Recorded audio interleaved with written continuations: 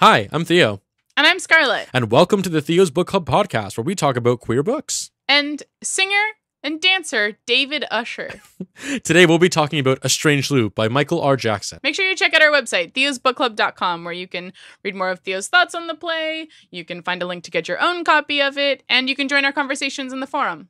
If you're like Scarlett and prefer to read with your ears, you can check out theosbookclub.com/audible, where you can sign up for a free trial and listen to all your favorite books. That's theosbookclub.com/AUDIBLE to start your free trial. And the best part is, you get a free book download you can keep forever. If you enjoyed this, please share it with your friends and family, hit the like button, perhaps subscribe even.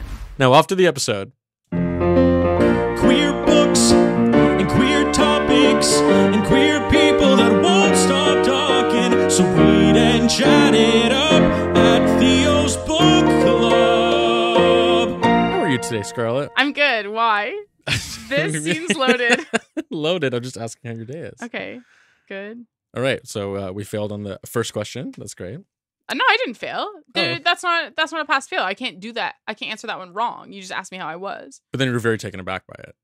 Well, I was just confused by your concern. Everyone's going to think I hate you because you were shocked by me asking how your day was. Okay.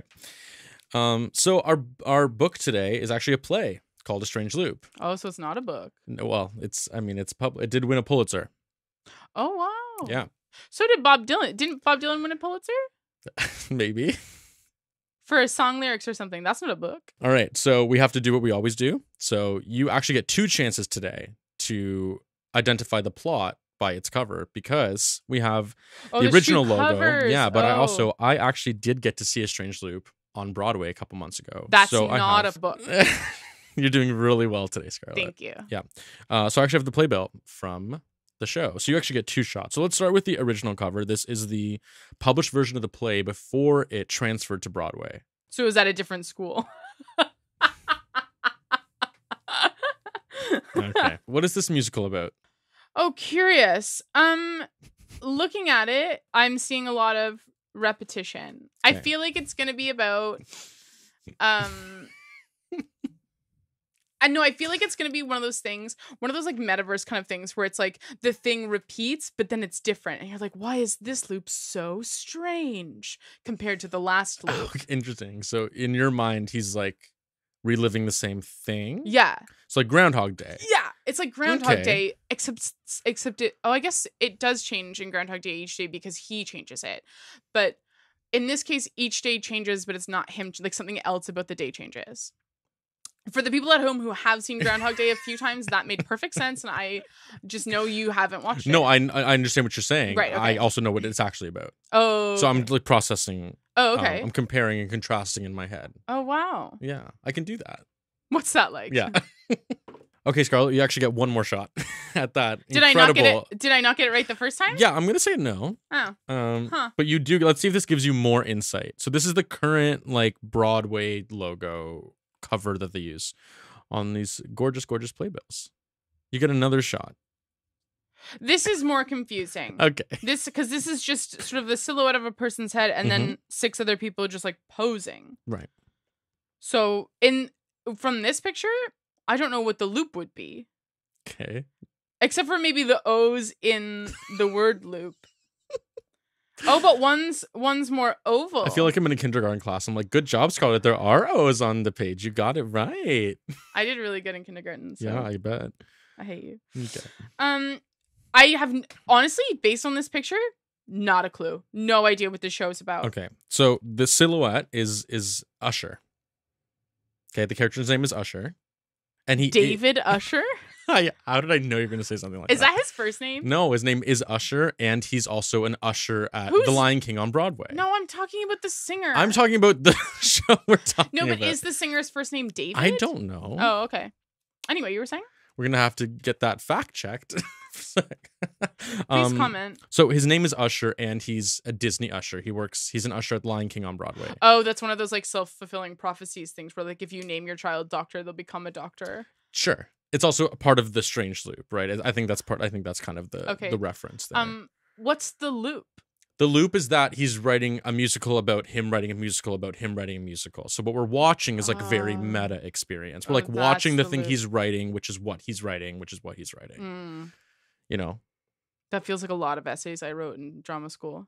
Was just you writing about what you're writing about? Meta-theatricality, okay. But yeah. Do you want to explain that a bit, actually? It's like when there's like a world and then they reference another world outside of the world. I passed. Yeah. It's like, I don't know if that's quite what this is. But that's no, because I haven't seen the show. I don't know what it's about. I just told you. Okay. Okay. Well, you get another shot at the end. You get another shot at the end. I actually remember what you said. Okay, so no, he's the usher and he's writing a show. So like the whole premise is that he is like a music theater writer. So he's like, we're watching him write the show we're watching. Oh, yeah. And it's the one you're watching? Yeah. Oh. So like we're watching him write a musical about him writing a musical about him writing, like it's a never ending. That's the strange loop, right? Okay. Mm-hmm. Isn't that cool? And what part is gay? Well, he's gay. Oh, that's the big thing. Okay. So if it was called a gay loop, would it make more sense to you? I would imagine sort of a circle of men. We'll write that one. We'll write a gay loop. You can. Okay. You don't want any part of that. I'm good. I do want to give a shout out, because I am a theater kid, to understudies. So when I saw this on Broadway, I actually saw Edwin Bates play the role of Usher, and they were incredible. I want to give a huge shout out to understudies. They are the backbone of theater. Good job, Edwin. Good job, Edwin. Good job, all understudies. I didn't see it. They were fantastic. I loved them. Okay, so just going back quickly. Okay, yeah. I no problem. Still don't fully understand what what happens in the show. So it's Usher kind of like talking about his experience as like a queer person navigating the world, a black person navigating his world. In the midst of that, that's what he's like struggling with, like writing in the show. He's like, do I write what I know? Do I write about my own experience? But what he's writing is what we're watching. Right. We're watching him write the musical that he's writing. All at the same time. All at the same time. Wow. And this is going to sound like a wild question. Oh, no, your questions? Never. But as it's happening. Yeah.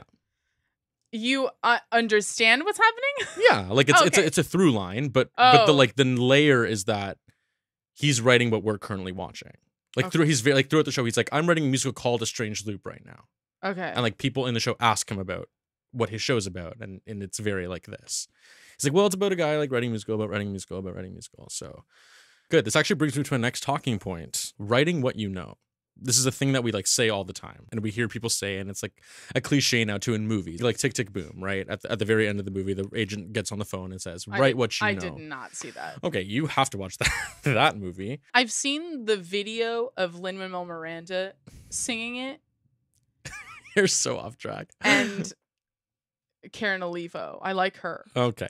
Anyways, them? Okay, you're so off track. I'm unsure of their pronouns. The point is that we see this often in like media and stuff, right? Like, write what you know, write what you know. So that is kind of the backbone of this show. Right. We are watching what is a personal experience happen on stage, and a lot of comments about like, I struggle with like writing, the truth. Like maybe I'm scared to write the truth, or maybe I'm scared to live the truth.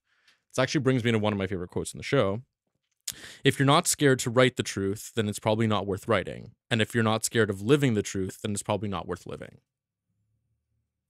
Can you say it one more time? I was distracted by the book in my hand. Yeah, maybe stop reading the program when I'm reading quotes to you. That would be okay. Helpful. One more time. One more time. Set, go. Okay. If you're not scared to write the truth, then it's probably not worth writing. And if you're not scared of living the truth, then it's probably not worth living. Yeah. Yeah. You're just like, get it. Work. Slay. How do you feel about that? I've had experience writing like my own experiences. Writing them is cathartic, but also like it lets me look at like how I'm living and how I'm like reacting to the world differently. Like it informs both like what I'm writing, but also the thing, like how I'm experiencing it in my real life as well. It like redefines maybe my relationship. Like if I'm writing about my parents, for example, it's cathartic to process maybe stuff that happened in the past, but it also is like, it lets me look at our relationship in the current time differently because I've processed while writing it. Right. It is hard to face the truth on things like that. How do you feel about that? I think that's true to a certain extent. Like certainly it's therapeutic, it's cathartic, all of these things.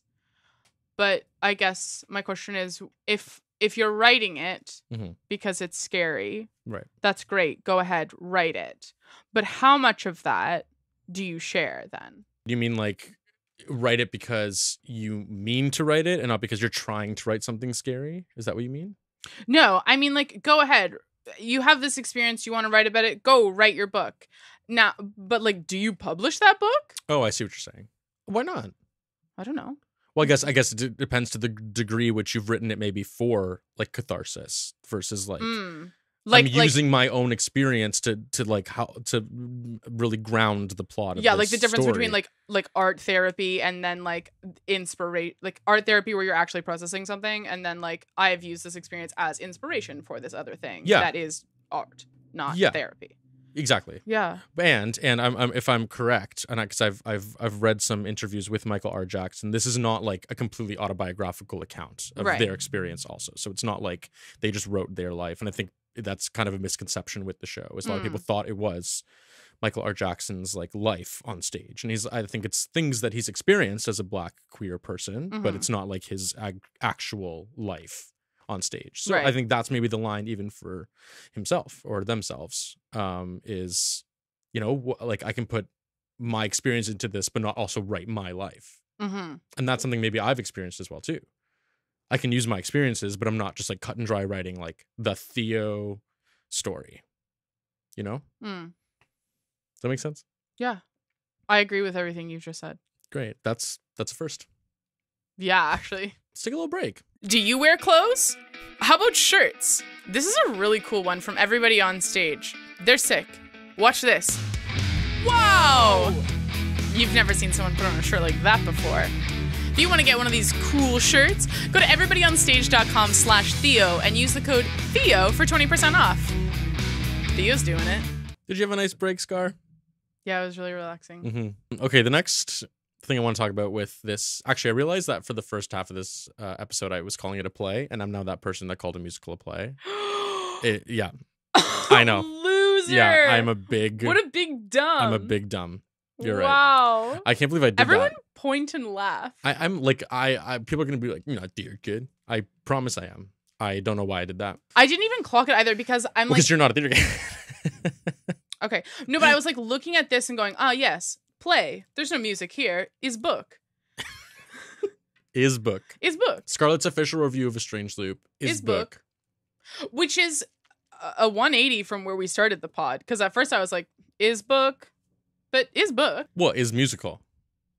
Okay, sure. For those who have not read a play or a musical script before, it's kind of written so that you can see which character is saying which lines. The things that are completely in capitals are actually lyrics. If it's capitalized, that's how you know to shout it. Yeah. Okay. Right. Yeah. But like singing is like kind of shouting, but it's not. Do you know what I mean? So when you're reading A Strange Loop, just so you know, I actually highly recommend listening to the album while you read it. The Broadway cast recording. I also think there is an off-Broadway cast recording too, so you have two options. They're both incredible. If it's in capital letters, there are lyrics that is being sung in this song. If they are written as you would normally see it, it's a spoken line of dialogue. The script actually tells you when the song starts. Like it'll be like song number 1, intermission song. So so you can play along with the CD at home. yeah, sometimes it actually is my pet peeve when scripts don't put like when the song starts, they'll just start like writing lyrics. But I like that it tells you like this is now a song.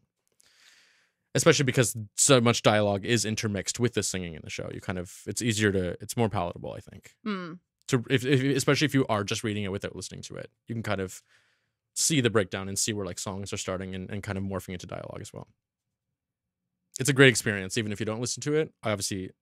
I love music and I love Broadway, so I do highly recommend listening to it. But this can obviously be enjoyed just reading as well. There's some incredible lyrics that read like poetry if you're not, listening to the song being sung. Yeah. Mm-hmm. I'm just sort of like reading 1 to 2 words a page, and you should actually probably just read the whole thing so it makes sense. If you read more than 2 words a page, you're going to get some really good stuff.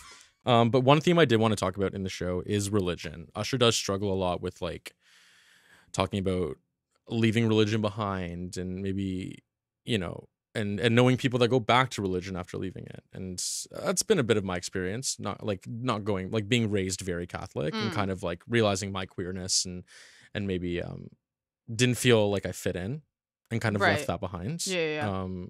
Do you want to talk about anything? Do you have any feelings about that, or religion, or maybe how you fit into religion? Well, tell me more about this first, because I want to know more of the context before I start. Just Right. what religion? Just like any old religion? Does he practice all the religions? Is No. it what is Actually, it I don't specifically know. for him? I don't know his specific Oh, like denomination of religion. you saw the play, and at no point it They was didn't say like we're Catholic. They didn't say we're okay. Christian. Okay. So I don't know the actual denomination. No, but It's- I'm saying like Christianity is an overarching thing. Like it's Christian, not Muslim. It's not Jewish. It's Okay, so Christian. So it's I'm assuming Christian. Okay, yeah. okay. Back. I So think what do you want need me to to say? I think you need to have an education on what Christian is and what denomination means. Right. Well, denominations of Christianity. Right. And I'm just asking Because I was raised Catholic, I always have hesitated using the word Christian. So that's not how I see Christianity. Oh, That's the problem. Christianity just means like people who follow Christ in whatever, like Catholicism Right. would be a denomination of Christianity. Right. Christianity is the top word. And I then just it goes because I've never into- used Christianity to describe my religion, I think Mm. I don't. I thought of it as an umbrella term, so I never knew if that was like disrespectful to denominations of Christianity to just label it as Christian. No, you know what I'm not saying? at all. Not at all. No, because they're all Christ. Yeah, but I was raised saying like Roman Catholic is what I'm saying. Because Do you see what I'm saying? yeah, because Catholics like to call Exactly. themselves as something different. This is- They like the like This elitism is of the it. problem with my relationship with religion. Yeah. Is you would like to be elite? Can you tell I was raised We have to cut Protestant? all of this out. No, this is interesting Is conversation. it interesting? Yeah. I think it's fascinating how like different Christians like either won't call themselves Christian or like are like I'm Christian but I'm like this subset. I think it's weird how Christians divide themselves. Yeah, clearly I don't. When it's all like I was raised incredibly Catholic and like it's I like was the same do book I call, yeah. unless you're from Utah.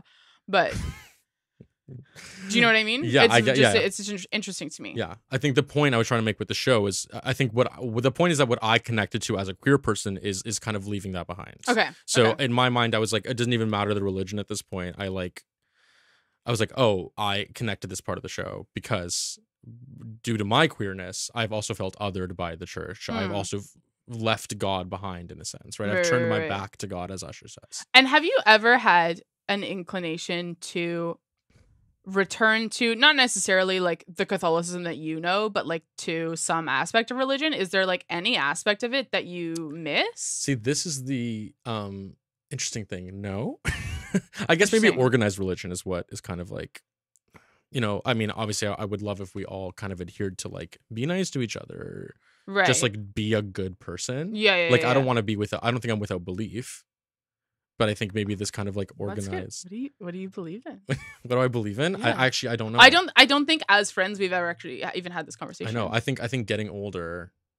You I'm believe realizing you I- believe in old people. Yeah. The elderly. sick. Yeah, that's my belief. No, I think getting older, I'm realizing that it's okay to just like not know.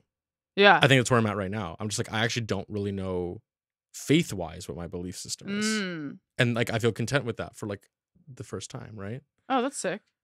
Cause I don't know how on earth am I meant to explain Right. any kind of higher, whatever, Yeah, whether yeah, it be a different religion or no religion, or if we're in a, you know, the matrix, like what am I to sit here or say or prove? Mm-hmm. I think maybe it's just I've been scarred by organized religion. Yeah. That I'm just like, I don't want to deal with that. I don't want to That's put fair.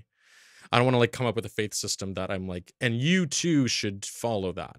Right. That always when people kind of have that attitude towards religion where it's like how could I possibly know? I'm always reminded of the end of the Narnia books, which I know are your favorite books. Oh boy. Which, like, to be Whoa. fair, problematic, but by the way, not like sarcasm sent city, if for those who don't understand. what? No, I would not say Narnia are my favorite books. Oh yeah, I was being sarcastic. Yeah, I don't want to make that clear to everyone because they are so laced in Yeah. religious allegory. Religious It's not allegory. even allegory at that point. No, it's like no, fully it's like Lewis was like obviously like this, and this is my allegory for Christianity. Yeah. But like the racism. oh, so But racist. I'm always reminded of the end of it where they're separating all the people by good and bad based on whether they worshipped Aslan or not. Yep. Obviously, the stand-in for Jesus. But there's like the handful of people who were the allegory for Islam who worshipped Tash. And they're like, well, how come this one guy who was from Tashban is being let in with all the Narnian people? And then Aslan's line is like, he just knew me by a different name, but it was still me that he was worshiping. And I'm like, yes. Yeah, like if you're, let me elaborate on that one, yes. Yeah, because the last battle, woo, I do not recommend. Oh, it is wild. and it's like not, it like isn't even like a fun read. Like when you get to like the 7th book of a good series when you're a kid, you're like excited for what's going to happen. And then you're like, this is boring.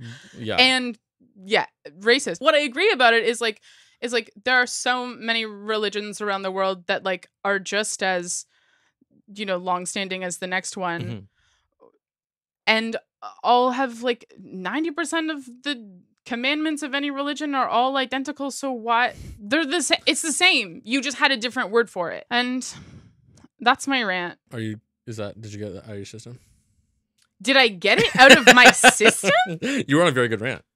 Is there anything else you want to say? Did we have a really lovely conversation about religion and about our faith and how we understand the world in the context of a higher power? Did I get that out of my system? Yeah, sure. It's out. What's next? No, please ask me a question. Let's move on. I don't often see you get like really into conversations like that, so it was fun. Great. Remind me not to do it again. Yeah. For the rest of the episode, you're just gonna be like nodding. Yeah. No, you start talking now. Yeah. No. It's out of my system. I have nothing left to say. I do think in the musical, a lot of Usher's reservations with turning his back on God, as he says, is his parents are obviously still very religious, and his mother has moments where she's like, you know, come to church, or we can, you know, like we can pray.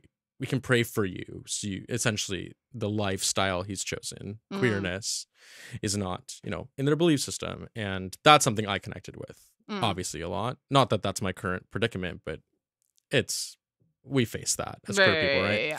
I hope you're enjoying the podcast so far. We've really enjoyed talking to you about the books today. We just want to take this moment to let you know about Audible. Really fantastic service where you can actually listen to books. You don't have to read. How cool is that? If you go to theosbookclub.com/audible, that's theosbookclub.com/audible, you can start a free trial today. And the best part is you'll get to download a book and keep that one for free. So after you've heard it, you can hear it again whenever you want. Audible. Noise. And one of my other favorite parts of the show, which really affected me and my mom as well, who saw the show with me, was at one point, because, you know, it's strange, like we're watching the other 6 ensemble members of the show. Ensemble, I use it loosely, are thoughts in Usher's head. So they're kind of like playing different roles and people in Usher's life. So the character, you know, I really wish in this moment I could think of 6 Usher songs, but if there's not a single one in there, I was gonna be like, oh, that's this Usher, but I can't think of a single song. And I think that's beneficial for us. Wow. Yeah. No, but anyways, so there's a moment where the mother says, like, why do you hate us, that you're portraying us this way in your show? And he says, like, I don't hate you. I'm doing this because I love you. Right. And that was like, and how does he portray them? Genuinely, like, it's things that I'm sure, you know, queer people's parents have said to them. Right. Like, it's just very, like, it's not. It's just like, it is what it is. What it is. Like, this, you know, I still love you and you do say harmful things to me. And they're not. And again, I think that's the thing. I think maybe straight people watching the show are like, that's so awful. And queer people are like, nope, that's just the reality and we still love you, right? It's like, we're doing this because we love you. Yeah. We are highlighting harmful things you've said, but we don't want to let that go because we do still love you, right? You're still our parents. We still have some connection with you. Yeah. There's an interesting, I don't know what the word is, burden maybe that queer folks has, where it's like everyone has to educate their parents to a certain extent about the way they were harmed as a kid. Yeah. Because your parents don't know what they're doing. No one knows what they're doing. And they were a kid when they were raising you. Like, if your kids had you, or Yeah. if your parents had you in their, like, early 30s, like, I think about, I was 4 when my mom was my age. Early 30s. What about mid 20s? Oh, That's even Lots yeah. of children. But, so, like, everyone has that moment with their parents where they're like, oh, this is how you messed up, and this Right. is how it's manifesting in my life now. But then queer people have that added layer of, like, we're going to have this parent-kid conversation, but the extra element is that me educating you is also going to save someone else's Right. life a generation or 2 or 3 down the line. Yeah. Because you're changing a whole society. You're not just being like, you hurt me. You said a bad word. Yeah. And I mean, it's completely valid to also not want a relationship with your parents if they are like actually harmful or abusive to you. But I think that's the difference is if we're talking about it, if it's not because we hate you. If I hated you, I would not bring it up. Oh, I would I'd be be out the door. Yeah, I have no relationship with my parents. I'm not talking about it. I would if lose I'm your like phone number. Exactly. If I'm writing about it, if I'm working through it, it's because I love you. Yeah. And I think that's the whole, and like, it's something that I think queer people inherently understand about the show, which I did. The second happened, I was like, even before Usher said the line, I was like, oh no, he does not hate you. We would not be watching this scene in this musical if he hated you. Yeah. Right? Yeah. That I immediately, I was like, I get it. Yeah. I get it. But some people don't. True. Some people don't. I feel like a lot of, straight people and straight parents are like, what an awful depiction of his parents. I'm sure people have said that. Right. And it's like, you don't get it. If he did not like them, this scene would not be here. We would not talk about it. We would simply say, I have no relationship with my parents, and we'd move on. Right. That's how I see it, at least. That's what I took away. As a queer person, that's what I took away. A lot of the show, too, obviously deals with racism and race. It's an all-black musical, and it really did open my eyes to things I just don't have to think about. Even in the dating scene, right? Like, the queer dating scene is awful, but I don't have to deal with, like, race play or racism, which is depicted in the show as well. When Usher's talking about, like, talking to people on, like, Grindr and Tinder, and I'm like, yep, I've experienced that. And then, but obviously it stops with me at the racism. That's Right. something I've never had to think about. Right. And watching it is very eye-opening. You know? And they also address his other comorbidities like fat phobia. One of my producers just said, again, like fat phobia is also addressed. Yeah, one of our producers. This is really professional, and we're very fucking cool. Oh. Anyway, you were saying fat? Yeah. Oh, Yeah. Fat. who is she? I don't know her. That's a joke. It just made sorry. As we were talking about this, it made me think of that Trixie Mattel line where she always calls herself a skinny legend, and I think it's such a funny thing to say, but also I don't want to say it because I don't want somebody who doesn't have the context of that to be like, well, that's kind of like a weird fat phobic thing to say, but like I think it's such a funny phrase. Skinny legend. Skinny legend. Anyway, you can keep this in. You can cut it. I don't care. Also, we're on a podcast, so maybe. Oh, I'm fat. That's for people listening. For and people not listening at watching. home and not watching, I'm actually quite fat. I can give you the rundown. 245 as of yesterday. That's LB's, my guy. She's like a size 18, 20. So small fat on the scale, if we're like talking about it. For those listening, skinny legend. Dead. And that's No. on internalized fat phobia. Yeah. That's a different podcast. Wink, wink. You can follow everybody on stage. Yeah. One other thing I want to talk about in terms of like the race discussed in the show is also the like the broken arts system and people of color being, famously overlooked for Right, like how any BTS did opportunities. not win the Grammy, even though excuse me? Anyway. We've made it to BTS.